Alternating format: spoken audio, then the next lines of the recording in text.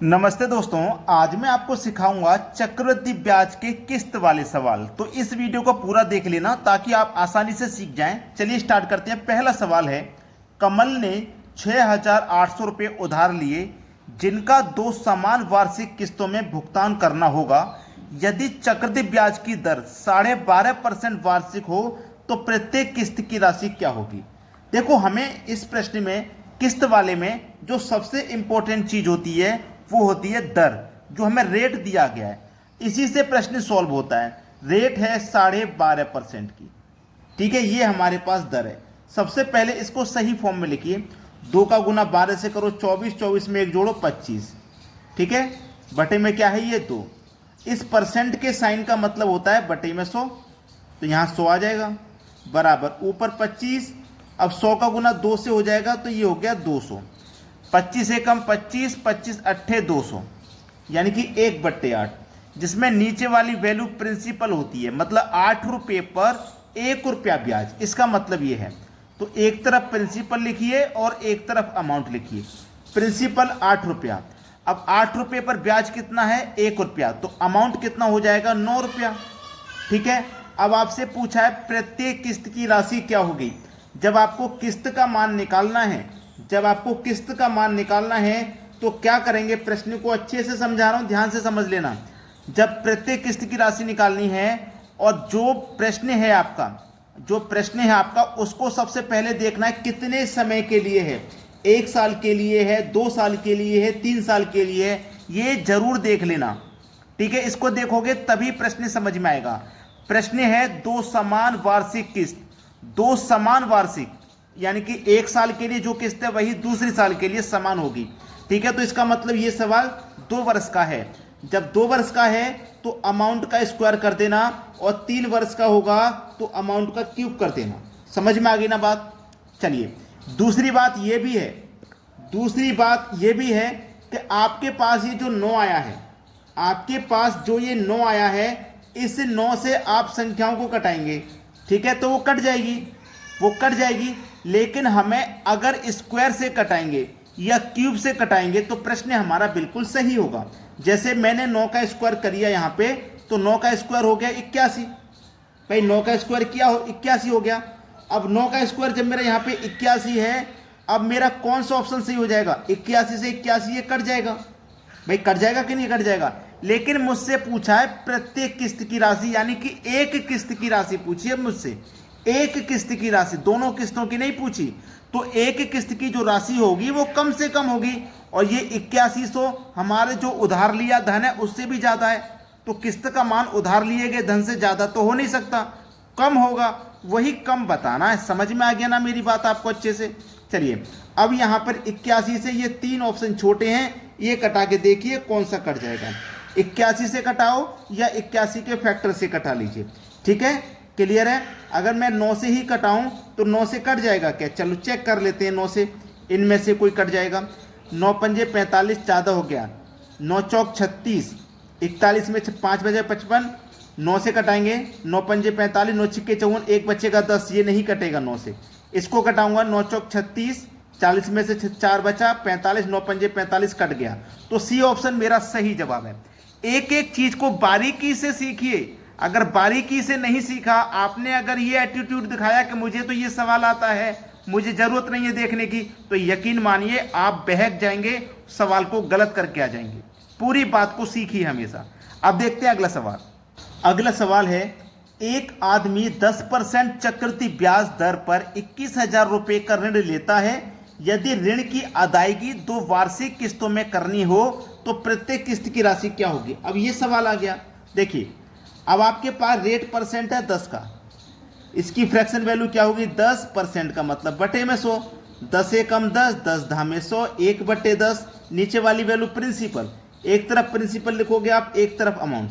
Principal 10 है तो amount कितना हो जाएगा, 10 पे 1 रुपया ब्याज, मतलब 11 हो जाएगा, ठीक है। मैंने आपको क्या बताया था, यहां पे देखिए प्रश्न में क्या है, 2 वार्षिक किस्त, यानी कि 1 साल के लिए जो किस्त है वही दूसरी साल के लिए होगा। तो ये प्रश्न 2 वार्षिक किस्त के लिए, इसका मतलब 2 साल के लिए है। तो क्या करो, पावर 2 कर दो। 11 की पावर 2 का मान होता है 121। अब 121 से कटा करके देखिए कौन सा ऑप्शन कट जाएगा, 121 से ये 121 पूरा पूरा कट जाएगा, सवाल खत्म हो गया यहीं पे। जब आपने पहले ही क्वेश्चन में सारे डाउट क्लियर कर ले हैं तो आपको यहां पर कोई समस्या नहीं आएगी। मैंने पहले ही क्वेश्चन में सभी डाउट आपके क्लियर करा दिए थे। अब इन सवालों को आप चुटकियों में सॉल्व कर दोगे, ज्यादा समय नहीं लगेगा। अब देखते हैं अगला सवाल। अगला प्रश्न है 1025 का रुपए का ऋण 2 बराबर वार्षिक किस्तों में चुकाना है और चक्रवृद्धि ब्याज की दर 5% वार्षिक हो तो प्रत्येक किस्त का मान क्या होगा। रेट हमें दिया गया भाई 5% का। 5% की फ्रैक्शन वैल्यू क्या होगी, 5 लिखेंगे, परसेंट का मतलब बटे में 100। 5 एकम 5, 5 से कटेगा 100 20 बार में, मतलब 1/20। नीचे वाली वैल्यू प्रिंसिपल, तो एक तरफ प्रिंसिपल लिखेंगे, एक तरफ अमाउंट। प्रिंसिपल 20 है तो अमाउंट कितना हो जाएगा, 20 पे 1 रुपया ब्याज का, तो 21 हो जाएगा। प्रश्न कितने समय के लिए है, प्रश्न यहाँ पे 2 के लिए है, 2 बराबर वार्षिक किस्त है। तो आपको क्या करना है, आप क्या करें, आप 21 का स्क्वायर करें। तो 21 का जब स्क्वायर करेंगे आप तो जो कि 441 होता है वो यहाँ नहीं दिया गया, वो यहाँ नहीं दिया गया, और करेंगे तो ये बहुत ज़्यादा हो जाएगा। ठीक है, बहुत ज़्यादा हो जाएगा, जो कि इसके आसपास नहीं है। तो हमें क्या करना होगा, 21 के स्क्वायर से नहीं कटाएंगे, या तो 21 से कटा लेंगे, और 21 से नहीं कटा तो हम क्या करेंगे, 21 के फैक्टर से कटा लेते हैं, 7 तिया 21। क्लियर है, या तो 21 से कटाओ या 21 के स्क्वायर से कटाओ, 2 साल का है, या फिर 21 के फैक्टर से कटा लीजिए। सबसे पहले हम 3 से कटाएंगे। 3 का कटाने का मतलब है जिन संख्याओं का योग 3 से कटेगा वो पूरी संख्या 3 से कटेगी।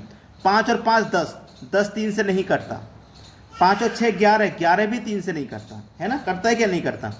5 और 6 11, 7 18, 18 5 23, ये भी 3 से नहीं कटेगा। एक ही ऑप्शन रह गया डी, ये कट जाएगा।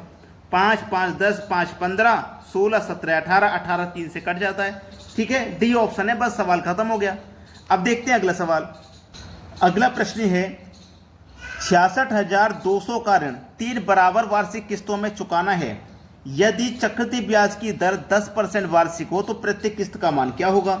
10% के है ना, 10% की फ्रैक्शन वैल्यू क्या होती है, 10% का मतलब बटे में 100, 10 एकम 10, 10 धाम में 100। नीचे वाली वैल्यू प्रिंसिपल बता रहा हूं बार बार। प्रिंसिपल अमाउंट, प्रिंसिपल 10 तो अमाउंट कितना 11, 10 में 1 जोड़ दो 11।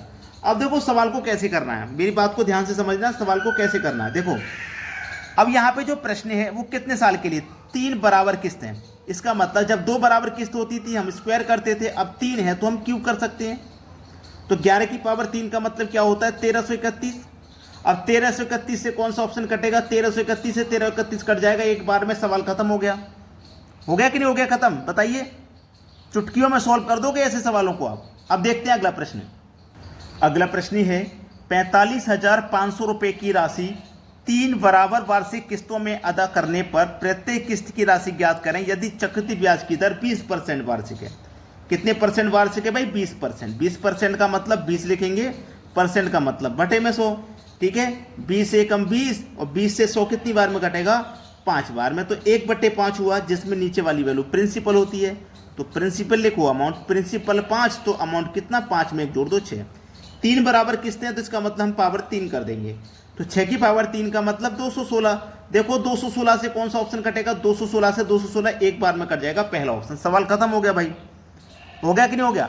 मैंने आपको पहला सवाल कराया था जिसमें लगभग 4 मिनट लगे थे समझाने में, 4 मिनट, और अब ये जो सवाल करा रहा हूं यकीन मानिए 30 से 40 सेकंड से ज्यादा का समय तो नहीं लग रहा। पहले सवाल में टाइम क्यों लगाया था, पूरी बात आपको समझाई थी ताकि आप कोई गलती ना करें। अब यहां पे 216 से 216 कट गए एक बार में। अगर आपने वीडियो को अभी भी लाइक नहीं किया है, शेयर नहीं किया, तो भाई जल्दी से कर दीजिए, क्योंकि ग्रुप डी का एग्जाम नवंबर से स्टार्ट हो रहा है। जितने भी बच्चे तैयारी कर रहे हैं सभी की तैयारी में मदद करिए, वीडियो को शेयर करिए। ठीक है दोस्तों, धन्यवाद।